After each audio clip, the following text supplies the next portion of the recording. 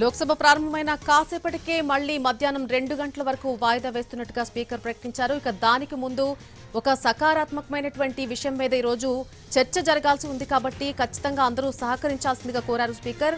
ఈ నేపథ్యంలో మధ్యాహ్నం 2 గంటల వరకు సభను వాయిదా వేస్తున్నట్టుగా ప్రకటించారు. ఇక రాజ్యసభ సమావేశాలు ప్రస్తుతం లైవ్ లో చూద్దాం.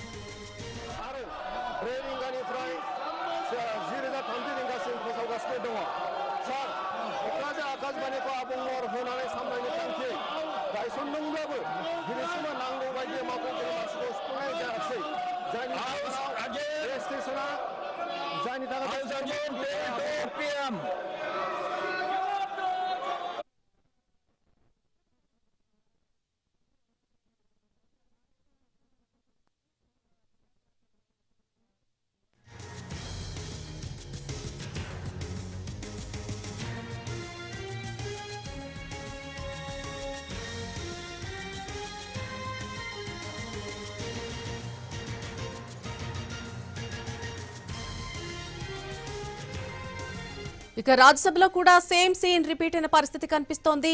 విపక్షాల నినాదాల మధ్య రాజ్యసభ కూడా వాయిదా పడినటువంటి పరిస్థితి కనిపించింది. మధ్యాహ్నం 2 గంటలకు రాజ్యసభను కూడా వాయిదా వేశారు. 7వ రోజు పార్లమెంటు ఉభయ సభలు కూడా ప్రారంభమైన కాసేపటికే వాయిదా పడ్డాయి. మధ్యాహ్నం 2 గంటలకు తిరిగి ఉభయ సభలు కూడా ప్రారంభం కాబోతున్నాయి.